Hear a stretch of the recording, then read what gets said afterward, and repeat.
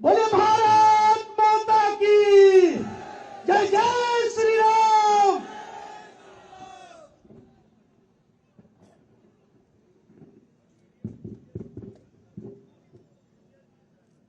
आज के इस चुनावी सभा में मेरे साथ उपस्थित हमारे यहाँ के बहुत ही लोकप्रिय सांसद और हमारे संसद में वरिष्ठ साथी सम्माननीय लल्लू सिंह जी, हमारे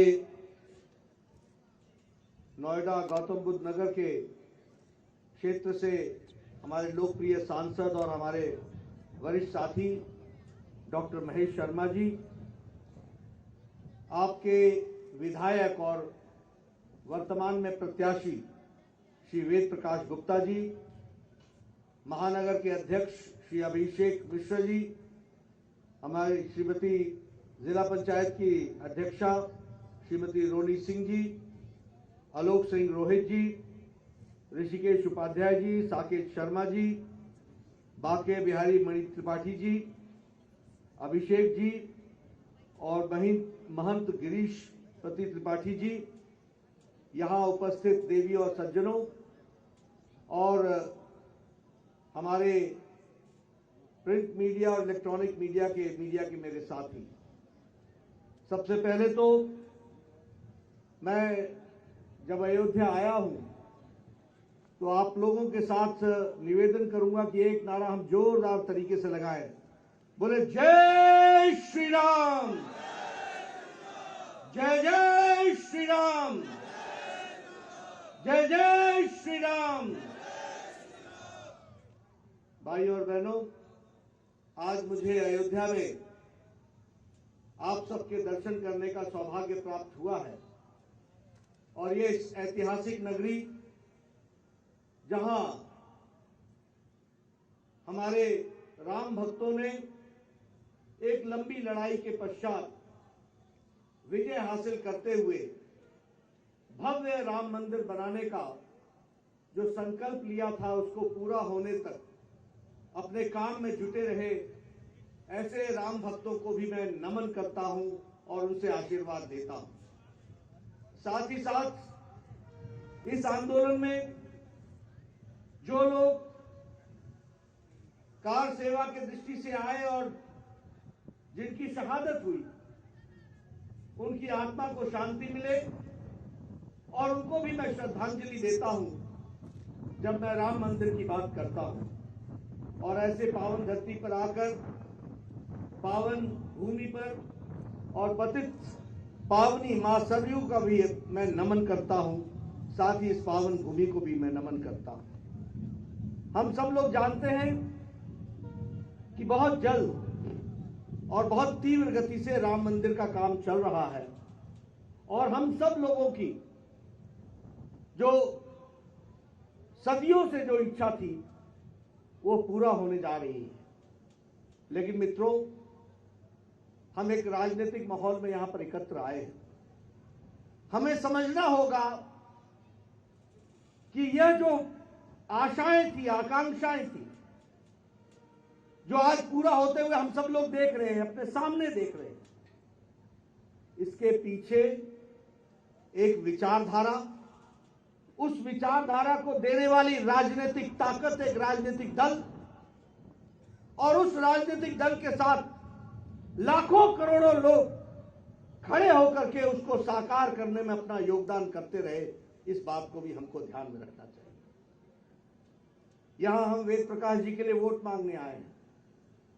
यह वोट कोई वेद प्रकाश जी को विधायक बनाने का नहीं है। हम भारतीय जनता पार्टी के कार्यकर्ता हैं, हम किसी को एमएलए एमपी बनाने नहीं आते। हम एमएलए और एमपी के माध्यम से देश और प्रदेश की तस्वीर बदले, इस काम के लिए हम आते हैं। और इसीलिए भारतीय जनता पार्टी विचारों की पार्टी है। राम जन्मभूमि हमारा लक्ष्य था, सांस्कृतिक राष्ट्रवाद हमारा लक्ष्य था, भारत की संस्कृति उजागर हो, आगे बढ़े, ये हमारा लक्ष्य था। और इस लक्ष्य का, जिसे हम कहते हैं सिंबल, इसका जो रूप था वो राम जन्मभूमि में निहित था। आज लोग आपसे वोट मांगने आएंगे, आपसे वोट मांगेंगे, प्रजातंत्र है, सबको अधिकार है। लेकिन मैं सिर्फ अयोध्या की बात नहीं कर रहा हूं, मैं पूरे उत्तर प्रदेश की बात कर रहा हूं। जब वोट मांगने कोई आए तो उनसे जरूर पूछना कि आप किस मुंह से वोट मांगने आए हैं। आप ही थे ना, आपकी सरकार थी ना जिन्होंने राम भक्तों पर गोलियां चलाई थी। ये पूछना। जब वोट मांगने आएंगे तो कांग्रेस के लोगों से भी पूछना, हालांकि कांग्रेस अब पूछने लायक भी नहीं रही है, लेकिन फिर भी पूछना, ये कोर्ट में लटकाना, अटकाना, भटकाना, ये काम तुमने क्यों किया था। और मित्रों, ये याद रखना, आपने राजनीतिक ताकत मोदी जी को 2014 में दी और 2019 में दी। उस राजनीतिक ताकत को लेकर के लल्लू सिंह जी ने अपने ही हाथों से उंगली दबा करके, वोट दे करके तय किया कि अब सांस्कृतिक राष्ट्रवाद की ओर भारत अग्रसर होगा। इस बात को हमको समझना चाहिए। इसलिए यह ठीक है, एक राजनीतिक वातावरण बनाया गया। ये ठीक है कि कोर्ट का फैसला आया, सर्वसम्मति से आया, लेकिन राजनीतिक दृष्टि से कौन राजनीतिक दल खड़ा रहा? क्या कांग्रेस खड़ी रही? विरोध किया। क्या सपा खड़े रहे? विरोध किए। और आज वोट मांगने के लिए मुझे हंसी भी आती है। आजकल पता लगा अखिलेश जी हनुमान मंदिर गए हैं और घंटी बजा रहे हैं। अरे अब घंटी बजाने से क्या होगा? अब पछतावत हो गया जब चिड़िया चुग गई खेत। अब क्या मिलेगा? अब घंटी बजाओ जितना बजाना है, टीका लगाओ जितना लगाना है। आजकल मुझे कांग्रेसियों पर भी बड़ी हंसी आती है। ये नेता जिनको आचमन करने नहीं आता, जिनको चरणामृत लेने नहीं आता, वो आजकल चंदन लगा करके भाषण दे रहे हैं।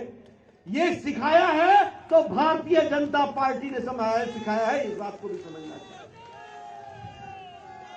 इसलिए मित्रों, यह विषय वेद प्रकाश जी का नहीं है, यह विषय लल्लू सिंह जी का नहीं है। यह विषय देश प्रदेश को संभाल कर आगे ले जाने का है। और भारतीय जनता पार्टी एक वैचारिक पार्टी है, वो विचारों के लिए लड़ती है। आप बताइए, हमारा नारा था कि नहीं था? एक देश में दो निशान, दो विधान, दो प्रधान नहीं चलेंगे। हमारे भारतीय जनता पार्टी और जनसंघ के कार्यकर्ताओं के बाल सफेद हो गए, बुढ़ापा आ गया। एक सपना लेकर के चल रहे थे कि कश्मीर में धारा 370 समाप्त हो। आपने राजनीतिक ताकत दी, लल्लू सिंह जी को आपने वोट दिया, महेश जी को आपने वोट दिया, ये सांसद बने। इन्होंने अपनी ही उंगली से संसद में जाकर के बटन दबा करके धारा 370 को धाराशाही कर दिया। ये बात भी हमको समझनी चाहिए।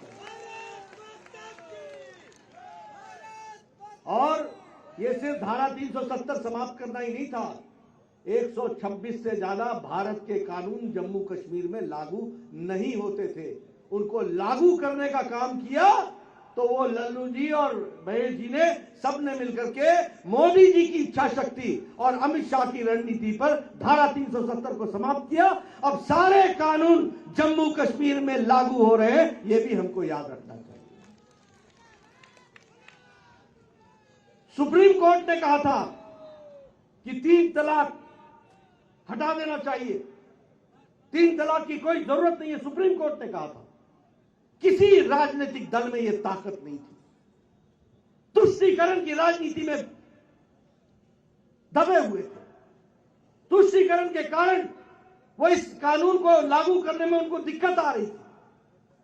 मोदी जी ने 3 तलाक को पार्लियामेंट में वोट के आधार पर समाप्त किया और 13वीं शताब्दी का कानून मोदी जी ने मुस्लिम महिलाओं को आजाद कर दिया। यह भी हमको याद रखना चाहिए। और आपको जानकर के बड़ी आश्चर्य होगा कि पाकिस्तान में 3 तलाक नहीं है, बांग्लादेश में 3 तलाक लागू नहीं है, अफगानिस्तान में 3 तलाक लागू नहीं है, ईरान में 3 तलाक लागू नहीं है, इराक में 3 तलाक लागू नहीं है, सीरिया में 3 तलाक लागू नहीं है, इंडोनेशिया मुस्लिम बहुतायत देश में 3 तलाक लागू नहीं है। यह हमारा ही देश था जहां 3 तलाक तुष्टीकरण की राजनीति को लेकर के चल रहा था, और मोदी जी ने एक झटके में 3 तलाक समाप्त किया, मुस्लिम बहनों को आजाद किया। तो यह भी हमको याद रखना चाहिए। इसलिए मित्रों, ये सारी बातें मैं आपके सामने इसलिए रख रहा हूं कि हम लोग विचारों के साथ राजनीति करते हैं और हमारी पार्टी विचारों को लेकर के आगे बढ़ती है। और मित्रों, सांस्कृतिक राष्ट्रवाद की दृष्टि से देखिए, आदरणीय प्रधानमंत्री जी के द्वारा जिस तरीके से हमारे काशी विश्वनाथ जी का जीर्णोद्धार और वहां पर जो कार्यक्रम हुआ और कॉरिडोर बना, उस कॉरिडोर के कारण दुनिया भर के भक्तों को अब सीधे गंगा स्नान करके काशी विश्वनाथ के दर्शन करने के मौका मिलेगा। इसका व्यवस्था भी की तो आदरणीय मोदी जी ने की, यह भी हमको याद रखना चाहिए। उसी तरीके से चाहे दीपोत्सव हो, चाहे कुंभ का मेला हो, चाहे और भी कार्यक्रम हो, सारे कार्यक्रमों को एक कार्य रूप देने का काम हमारी सरकार ने मोदी जी के आशीर्वाद से और योगी जी ने किया है, यह भी हमको ध्यान में रखना चाहिए। मित्रों, हम एक ऐसे राजनीतिक दल से आते हैं जो गरीब, वंचित, पीड़ित, शोषित, दलित, समाज के अंतिम पायदान पर खड़ा व्यक्ति, महिला, युवा, बुजुर्ग, इनकी चिंता करने वाली पार्टी है, किसानों की पार्टी है। और मैं पूरे अधिकार के साथ बोल रहा हूं, सिर्फ इसलिए नहीं कह रहा हूं क्योंकि मैं राजनीतिक दल का राष्ट्रीय अध्यक्ष हूं, भारतीय जनता पार्टी का राष्ट्रीय अध्यक्ष हूं। मैं इसलिए कह रहा हूं क्योंकि गरीबों की चिंता मोदी जी ने की है, गरीबों की चिंता भारतीय जनता पार्टी की सरकार ने की है, योगी जी ने की है। आप बताइए, कोरोना आया, क्या कोरोना के दौरान लॉकडाउन के समय 20 करोड़ बहनों के खाते में 500-500 रुपए पहुंचाने का काम मोदी जी ने किया कि नहीं किया? किया कि नहीं किया? महिलाओं का सशक्तिकरण। ये जनधन खाते के बारे में मजाक उड़ाते थे, खिल्ली उड़ाते थे। इस खाते से क्या होगा? इस खाते से यह हुआ कि न पोस्टमैन, न पोस्ट ऑफिस, न मनी ऑर्डर, और लॉकडाउन लगा हुआ था, तब भी 20 करोड़ बहनों के खाते में 500-500 रुपए पहुंचाने का काम मोदी जी ने किया। यह भी हमको याद रखना चाहिए। मित्रों, प्रधानमंत्री आवास योजना के तहत पिछले 2-3 सालों में 1,76,00,000 मकान बने हैं, पक्के मकान। कौन है वो लोग? गरीब लोग हैं। कैसा मकान बना है? अलग शौचालय, अलग रसोई घर, उसमें गैस का कनेक्शन, रहने के लिए अलग घर, अहाता अलग, टेरेस अलग। और सबसे बड़ी बात यह है कि इस घर का मालिक नहीं है, मालकिन इस घर की मालिक है। यह है महिला सशक्तिकरण। यह भी हमको ध्यान में रखना चाहिए, याद में रखना चाहिए। और उत्तर प्रदेश में लगभग 42 लाख घर बने हैं, और आपके अयोध्या में 50,000 घर बने पिछले 2-3 सालों में। यह है प्रधानमंत्री आवास योजना, गरीब आदमियों के लिए। और हमारा प्रण है कि इस घर में इस देश में कोई कच्चे मकान में नहीं रहेगा, सबके ऊपर पक्की छत होगी। यह मोदी जी का सपना है, यह गरीबों की पार्टी है। बताइए, इसको पूरा करना है कि नहीं करना है? करना है कि नहीं करना है? अगर करना है तो वेद प्रकाश जी को लाइसेंस देना है अगले बार के लिए। इसको भी हमको ध्यान में रखना चाहिए। अभी लल्लू जी चर्चा कर रहे थे मेरे स्वास्थ्य मंत्री होने को। मुझे ये खुशी है कि मुझे मोदी जी ने, हमारे आदरणीय प्रधानमंत्री जी ने वो काम सौंपा जो दुनिया का सबसे बड़ा हेल्थ कवर है, आयुष्मान भारत। दुनिया का सारे अमेरिका का चुनाव हेल्थ सिक्योरिटी पर होता है, प्रेसिडेंट का चुनाव हेल्थ सिक्योरिटी पर होता है, यूरोप का चुनाव हेल्थ सिक्योरिटी पर होता है। लेकिन हेल्थ सिक्योरिटी और हेल्थ एश्योरेंस और हेल्थ इंश्योरेंस देने का काम ये यूरोप के पाश्चात्य देश भी नहीं कर पाए, जो काम मोदी जी ने कर दिया। 130 करोड़ का देश, इसमें 50 करोड़ लोगों को 5 लाख रुपए का गंभीर बीमारियों से लड़ने के लिए, इलाज के लिए हर साल 5 लाख रुपए का इंतजाम किया है, तो मोदी जी ने किया है, यह भी हमको ध्यान में रखना चाहिए। कितना? 5 लाख हर साल। 21-22 में अगर 5 लाख मिला है तो 22-23 में फिर से 5 लाख आपके लिए मोदी जी का तैयार है, इलाज के लिए, गंभीर इलाज के लिए देने की इसकी व्यवस्था है। और योगी जी ने उसमें और जोड़ा, और लोगों को जोड़ा उसमें 5 लाख रुपए का। और किन लोगों को मिला है? रिक्शा वाला, ठेला वाला, रेड़ी वाला, फेड़ी वाला, सब्जी वाला, ऑटो रिक्शा चलाने वाला, कूड़ेदान से कूड़ा उठाने वाला, ऐसे गरीब लोगों को 5 लाख रुपए का हेल्थ कवर दिया गया है आयुष्मान भारत के तहत। यह भी हमको याद रखना चाहिए। इसलिए मित्रों, मैं जब चुनाव में आता हूं तो मैं हमेशा लोगों को कहता हूं, ये वोट किसी व्यक्ति को नहीं, ये विचारधारा को, ये पार्टी को। वह पार्टी भारतीय जनता पार्टी है जो मोदी जी के नेतृत्व में भारत की तस्वीर और तकदीर बदलने के लिए लगी है, और योगी जी को जो उत्तर प्रदेश की तकदीर और तस्वीर बदलने के लिए लगे हैं, इसको हमको ध्यान में रखना चाहिए। मित्रों, मैं बहुत सी योजनाओं के बारे में आपसे गिना सकता हूं। अभी किसान की बात हुई, बहुत लोग किसान नेता बने। आपके उत्तर प्रदेश में भी बहुत लोगों ने होड़ लगाई किसान नेता बनने की। किसान नेता अपने दोस्तों से कहलाया, अपने साथियों से कहलाया, ये है किसान नेता, ये है किसान नेता।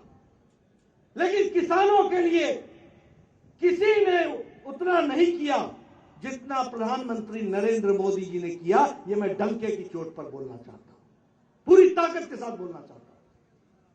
आप बताइए, 180 लाख करोड़ रुपए खर्च करके 10 करोड़ 50 लाख किसानों के खाते में 2-2 हजार रुपए देने का इंतजाम, और 10 किश्तों में ये 6,000 साल का देना, और मैंने कहा 180 लाख करोड़ रुपए देना, ये किसी ने किया है तो 56 इंच के सीने के आदरणीय नरेंद्र मोदी जी ने करके दिखाया है। ये हमको याद रखना चाहिए। उसी तरीके से यही आपका उत्तर प्रदेश था। देश में 18,000 गांव बिना बिजली के थे, और उत्तर प्रदेश में भी बहुत से गांव ऐसे थे जो बिना बिजली के थे। लेकिन मोदी जी के नेतृत्व में इस पर भी काम हुआ, और हम ये कह सकते हैं कि इस काम के लिए भी सौभाग्य योजना में करोड़ों लोगों को बिजली देने का काम हुआ, और उसकी संख्या भी 2 करोड़ 62 लाख घरों को बिजली दी गई। ये भी हमको ध्यान में रखना चाहिए। और उत्तर प्रदेश में 80 लाख घरों को बिजली दी गई। ये भी हमको ध्यान रखना चाहिए। उसी तरीके से आज अटल यूनिवर्सिटी बनकर के तैयार हो रही है, आयुष यूनिवर्सिटी बनकर के तैयार हो रही है। आपके उत्तर प्रदेश में 2014 में जब हम स्वास्थ्य मंत्री बने थे तो 22-23 करोड़ का प्रदेश, और यहां सिर्फ 15 मेडिकल कॉलेज थे।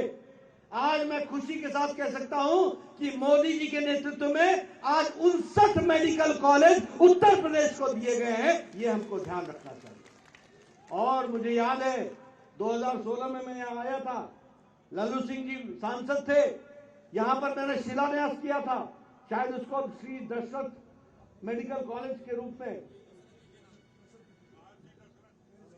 महर्षि दशरथ, राजश्री दशरथ मेडिकल कॉलेज के रूप में उसकी बिल्डिंग बनकर के तैयार हो रही है। यह भी मैं आपको बताना चाहता हूं, इस तरीके का काम है। इसलिए मैं ये कहना चाहूंगा कि नेतृत्व के और पार्टी की दृष्टि से कैसे परिवर्तन आता है, इसको समझना चाहिए। क्यों नहीं किसी ने अयोध्या को पूछा? आज अयोध्या में इंटरनेशनल एयरपोर्ट बन रहा है। दुनिया के किसी भी कोने से आदमी सीधा अयोध्या पहुंचेगा और रामलला के दर्शन करेगा। यह सुविधा भी दी है तो मोदी जी ने दी है, इसको भी हमको समझना चाहिए। आज ये हमारे महेश चंद्र शर्मा जी बैठे हैं, जब मंत्री थे 133 करोड़ रुपए अयोध्या के विकास के लिए इन्होंने दिया है। हर तरीके का विकास हो रहा है। आप बताइए, हर लेन 4 लेन 6 लेन बन रही है कि नहीं बन रही है? बन रही है कि नहीं बन रही है? इसीलिए मैं कहता हूं कि जब वोट देना तो इन बातों को तय, और मैं अयोध्या में वोट मांगने सिर्फ अयोध्या के लिए नहीं आया हूं। आप सब लोग जहां जहां आपके रिश्तेदार हैं, जहां जहां आपके लोग हैं, सब जगह कमल ही खिलना चाहिए। इसके लिए हमको काम करना चाहिए, ये हम ध्यान दें। मित्रों, अभी पूर्वांचल एक्सप्रेसवे, बुंदेलखंड एक्सप्रेसवे, हमारे गोरखपुर एक्सप्रेसवे, गंगा एक्सप्रेसवे, ये 4 लेन 6 लेन ये हर तरीके से जो जोड़ने का प्रयास हो रहा है, मैं कई बार लोगों को बोलता हूं, ये एक्सप्रेस वे नहीं है, ये विकास की गंगा है। याद रखना, ये विकास की गंगा है।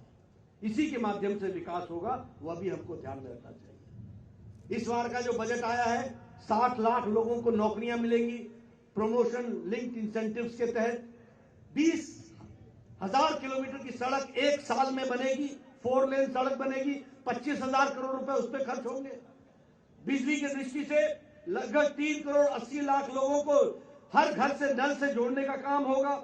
उसी तरीके से प्रधानमंत्री आवास योजना में 80 लाख घर 1 साल में बनेंगे और इस पर 48,000 करोड़ रुपए खर्च होगा। इस तरीके से बजट का काम हुआ है। आज आपको जानकर खुशी होगी कि योगी जी के 5 साल के अंदर उत्तर प्रदेश आर्थिक दृष्टि से 7वें नंबर से छलांग लगा के दूसरे नंबर पर आ गया है। और अब एक बार आपने मौका देना है, उत्तर प्रदेश नंबर 1 पर खड़ा होगा, यह भी मैं आपको बताना चाहता हूं। इसके लिए हम काम करेंगे और इसीलिए इन सब कामों के लिए वेद प्रकाश जी का समर्थन होना चाहिए। आज यहां पर 5 साल में 10 नई यूनिवर्सिटीज बनी है उत्तर प्रदेश में, लगभग 77 नए कॉलेजेस खोले गए हैं, 28 इंजीनियरिंग कॉलेज खोले गए हैं। इस तरीके से उत्तर प्रदेश का विकास हुआ है, यह भी हम सबको ध्यान में रखना चाहिए। अयोध्या के विकास के लिए हर तरीके के संकल्प को लेकर के हम आगे बढ़ रहे हैं और उसी संकल्प को लेकर के एक बार हम आपसे अपील करने आए हैं कि आप समर्थन दीजिए। मित्रों, मैं विकास की तो बहुत कहानियां कह सकता हूं और विकास के बारे में बहुत सी बातें बता सकता हूं, लेकिन मैं यहां पर कुछ समाजवादी पार्टी के बारे में भी बात करना चाहता हूं और आपको उनके बारे में भी कुछ बातें रखना चाहता हूं। सबसे पहली बात तो ये है कि कल जो उन्होंने अपने चुनाव क्षेत्र में अपने पूज्य पिताजी को, आदरणीय मुलायम सिंह जी को ले गए, यह अपने आप में संदेश दे देता है कि अखिलेश अब उत्तर प्रदेश का चुनाव नहीं लड़ रहे हैं, अब अपनी विधानसभा का चुनाव लड़ रहे हैं। और पूज्य पिताजी को ले जाने का मतलब यह है कि जमीन हिली हुई है, जमीन हिली हुई है। राजनीतिक संदेश होते हैं, इस राजनीतिक संदेश को समझना चाहिए।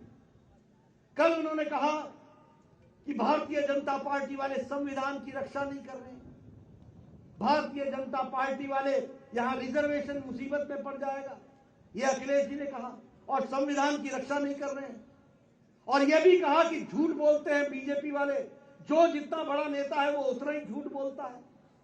मैं आपके सामने कुछ तथ्य रखना चाहता हूं। सबसे पहली बात, आप बताइए, ओबीसी को संवैधानिक स्टेटस किसने दिया? आप तो इतने साल से थे, आपके पूज्य पिताजी तो भारत के केंद्र में मंत्री भी रहे, केंद्र की सरकार में भी रहे। कभी ओबीसी को संवैधानिक दर्जा देने में किसने रोका था? क्यों रुके थे कि नरेंद्र मोदी आएंगे और पिछड़ा वर्ग को संवैधानिक तरीके से उनकी रक्षा की जाएगी और संवैधानिक स्टेटस के साथ ओबीसी कमीशन बनेगा। ये मोदी जी ने करके दिया है। 10 साल के लिए रिजर्वेशन बढ़ाने का काम मोदी जी ने किया। ये आर्थिक दृष्टि से पिछड़े लोग, इनको 10% का आरक्षण देने का भी काम किसी और ने नहीं किया, आजाद भारत में किया है तो नरेंद्र मोदी जी ने करके दिया। ये भी हमको ध्यान में रखना चाहिए। इसलिए ये कहना कि हम आरक्षण को हटाएंगे, ये इस तरीके से छलावा करके आपके पास, आप बताइए कि समाजवादी पार्टी ने क्या किया, कांग्रेस पार्टी ने क्या किया, आप बताइए। हमने तो आपको गिना दिए। और रही बात संविधान की रक्षा की, मैं आपके सामने तीन घटनाएं आपके सामने रखना चाहूंगा। एक घटना है, और मैं चाहूंगा मीडिया वाले, मैं कई स्थानों पर यह बोल रहा हूं, मेरी बात को पता नहीं क्या कारण है, लेकिन आप इसको उजागर नहीं कर रहे। मेरी बात गलत हो, मुझे टोक दीजिए, मेरे खिलाफ मुकदमा चलाइए। लेकिन अगर मेरी बात सच्ची हो तो चुनाव में लोगों को मालूम होना चाहिए कि अखिलेश जी का असल तौर तरीका क्या है और समाजवादी पार्टी कैसे काम करती है। मैं आपके सामने 3 घटनाएं बताना चाहता हूं। एक घटना है 23 नवंबर 2007 नोट कर लीजिए। इस 23 नवंबर 2007 को उत्तर प्रदेश की 3 कचहरियों में बॉम्ब ब्लास्ट हुआ था। एक लखनऊ, एक अयोध्या, एक वाराणसी। 3 कोर्ट में बॉम्ब ब्लास्ट हुआ था। उसमें मारे जाने वालों की संख्या 15 थी, घायल होने वालों की संख्या 50 थी। उसकी जिम्मेवारी इंडियन मुजाहिदीन ने ली। उन्होंने इसकी जिम्मेवारी ली और साथ में क्या कहा कि दशाश्वमेध घाट पर जो ब्लास्ट हुआ था 23/2/2005 को, जिसमें 7 लोग मारे गए थे और 9 लोग घायल हुए थे, उसकी जिम्मेवारी ली। श्रमजीवी ट्रेन की बम ब्लास्ट जो 28 तारीख को 2005 में हुआ था, जिसमें 13 लोग मारे गए थे, 50 घायल हुए थे, उसकी जिम्मेवारी ली। उसी तरीके से नई दिल्ली के सरोजनी नगर, गोविंदपुरी, पहाड़गंज ब्लास्ट में जिसमें 62 लोग मारे गए थे और 2210 लोग घायल हुए थे, उसकी जिम्मेवारी उन्होंने ली थी। संकट मोचन वाराणसी ब्लास्ट जिसमें 101 लोग घायल हुए और 28 लोग मारे गए थे, उसकी जिम्मेवारी ली। मुंबई के लोकल ट्रेन में ब्लास्ट की जिसमें 209 लोग मारे गए और 706 लोग घायल हुए, उसकी जिम्मेवारी ली। और यहां पर आपके यूपी के एसटीएफ ने पूरी कोशिश की, वो नहीं पकड़ पाए। बाद में एनआईए ने और दिल्ली के क्राइम ब्रांच ने वहां एक व्यक्ति को पकड़ा जिसका नाम था हाकिम तारिक कासमी। हाकिम तारिक कासमी को पकड़ा और पकड़ने के बाद ये और एक दूसरा नाम था खालिद मुजाहिद। एक आजमगढ़ का रहने वाला था और दूसरा जौनपुर का रहने वाला था। इन दोनों के खिलाफ मुकदमा चला। मुकदमे में ये सारे केस जुड़े जो मैंने पढ़े आपके सामने। अखिलेश जी ने 2012 में बतौर मुख्यमंत्री 26/4/2012 को 15 आतंकवादी केस, जो मैंने अभी केस पढ़े, ये हाकिम तारिक कासमी से और खालिद मुजाहिद से ये केस विड्रॉ कर लिया।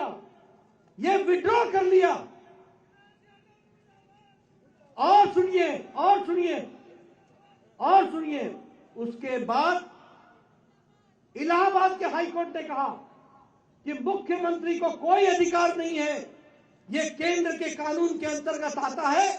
और हाईकोर्ट का ऑब्जर्वेशन था कि आतंकवादियों को बचाना क्या ये सरकार का ये काम है? आज जो बोल रहे हैं कि संविधान की रक्षा नहीं होती, ये संविधान के रक्षक की कहानी सुना रहा हूं आपको। इन्होंने विड्रॉ कर लिया। विड्रॉ करने के बाद हाईकोर्ट ने कहा कि विड्रॉ नहीं होगा, केस चलेगा। हाकिम तारिक कासमी के ऊपर 4 बार आजीवन उम्र कैद की सजा सुनाई गई और खालिद मुजाहिद की डेथ हो गई लू से, वो मारा गया, नहीं तो उसको भी सजा होती। ये है इनका असली चेहरा। अब इस चेहरे को मीडिया वाले अगर आप दिखा सकते हो तो दिखाओ। मेरी बात में दम नहीं है तो पूछो। मैं आंकड़ों के साथ बात करना चाहता हूं। दूसरी घटना सुनाता हूं आपको। शायद 22 मई 2007 गोलघर गोरखपुर बम ब्लास्ट, इसमें भी 6 से 7 लोग मारे गए थे। यहां भी तारिक कासमी पकड़ा गया था और तारिक कासमी को इससे भी छुड़ाया गया। ये भी केस है जो केस छुड़ाया गया। और तीसरी घटना आपको बताता हूं।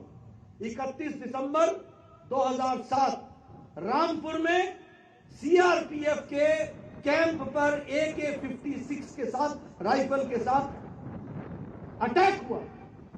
7 सीआरपीएफ के जवान मारे गए। 7 सीआरपीएफ के जवान। 7 परिवार के माताओं की गोद सूनी हो गई, बहनें विधवा हो गई, बच्चे अनाथ हो गए, कोई पूछने वाला नहीं।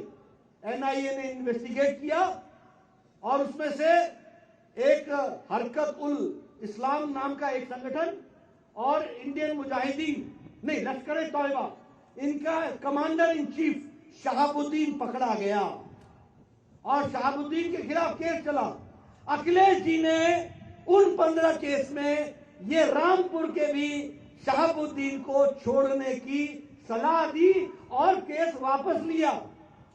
इलाहाबाद हाईकोर्ट ने फिर बोला ये केस वापस नहीं होगा, केस चलेगा। 4 लोगों को सजाए मौत हुई और 3 लोगों को आजीवन कारावास हुआ। ये है अखिलेश जी। क्या शपथ ली? शपथ क्या लेते हैं मुख्यमंत्री? मैं ईश्वर की शपथ लेता हूं कि मैं संविधान की रक्षा करूंगा। किया क्या? मैं ईश्वर की शपथ लेता हूं कि मैं आतंकवादियों की रक्षा करूंगा। आतंकवादियों की रक्षा की, और आज बोलते हैं कि संविधान की रक्षा नहीं हो रही। फिर बोलते हैं, झूठ बोल रहे हैं। मैं राष्ट्रीय अध्यक्ष के रूप में बतौर आरोप लगा रहा हूं आप पर कि आपके मुख्यमंत्री काल में आतंकवादियों को आपने पनाह दी, उनको बचाया और रक्षक भक्षक बन गया और उत्तर प्रदेश की भोली भाली जनता को गुमराह किया। इसका मैं आरोप लगाता हूं।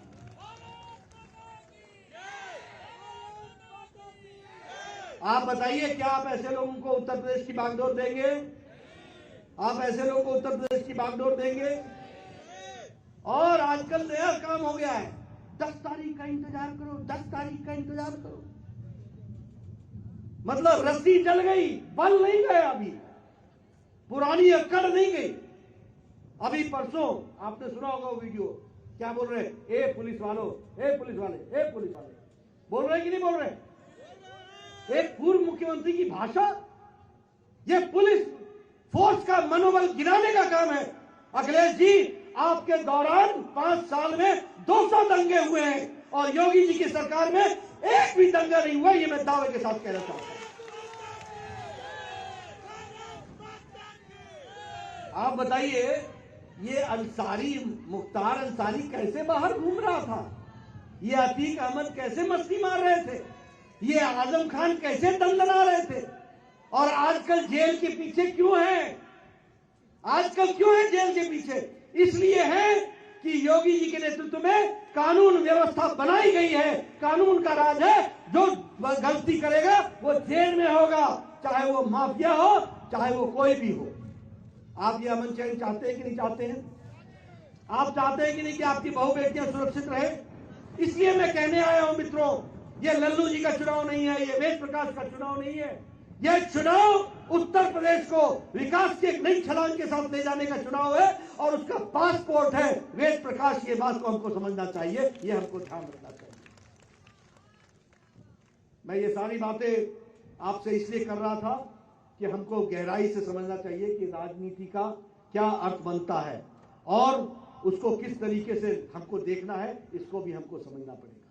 मित्रों, हम चुनाव गठबंधन में लड़ रहे हैं, अपना दल के प्रत्याशी हैं, निषाद पार्टी के प्रत्याशी हैं। हम सब लोग एक साथ हाथ मजबूत करके चल रहे हैं। मेरा आपसे निवेदन है कि आप निषाद पार्टी के भी प्रत्याशियों को और अपना दल के पार्टी के प्रत्याशियों को भी आप जरूर चुनाव जिताएं, ये आपको मैं कहना चाहता हूं। अंत में एक बात और कहते हुए अपनी बात समाप्त करूंगा। वैसे मैंने पहले कहा कि कांग्रेस पर टिप्पणी करना अच्छा नहीं है, क्योंकि उसका कोई अर्थ नहीं है यहाँ। लेकिन फिर भी राजनेताओं के बारे में मैं हमेशा कहता हूं, आप सब किसान हैं, चावल के एक दाने से नेता की किस्म पता चलती है। ये अखिलेश की हरकत जो मैंने आपको बताई ना, ये नेता की नीयत बताती है। लेकिन इतना ही नहीं है। अभी यहां पर प्रियंका जी आती है, मुझसे किसी पत्रकार ने पूछा और पत्रकार ने पूछते हुए कहा कि आपको इनके बारे में क्या कहना है। मैंने कहा ये सब लोग रीडर हैं, लीडर नहीं है। तो मुझसे पूछने लगे रीडर क्या होता है। मैंने इनको कहा इनको पढ़ करके भाषण दे दिया जाता है, वो पढ़ते हैं। ये लोग राजनीति में कोई जीते थोड़ी ना है, चुनाव खत्म हो जाएगा चले जाएंगे। ये रीडर है, लीडर नहीं है। देखिए परसों क्या घटना घटी, मैं बताना चाहता हूं, आप कांग्रेस के भी चेहरे को पहचानिए। परसों घटना यहां बोलती है, मैं यूपी की बेटी हूं। पंजाब में पंजाब के मुख्यमंत्री ने वहां पर जो शब्द बोले वो आपको सुना रहा हूं, पंजाबी में बोले, ए यूपी दे भैये, ये बिहार दे भैये, ये दिल्ली वाले, इनको बढ़न नहीं देना, मतलब इनको घुसने मत देना। ये शब्द बोले कि ये यूपी के भैये, ये बिहार के भैये, ये दिल्ली वाले, इनको पंजाब में घुसने मत देना। और प्रियंका जी ताली बजा रही। ये है इनकी सोच, ये है इनकी समझ, ये है इनकी जानकारी। इसीलिए मैं कहता हूं, देश बांटो, राज करो, देश में फूट डालो, राज करो, ये इनका उद्देश्य है। मित्रों, यह चुनाव यह चुनाव अपना दल और निषाद पार्टी के साथ भारतीय जनता पार्टी को सपोर्ट करने का चुनाव है। यूपी को एक नए विकास की ओर ले जाने का चुनाव है। आप सबका समर्थन मिलेगा, इसी विश्वास के साथ बहुत बहुत धन्यवाद।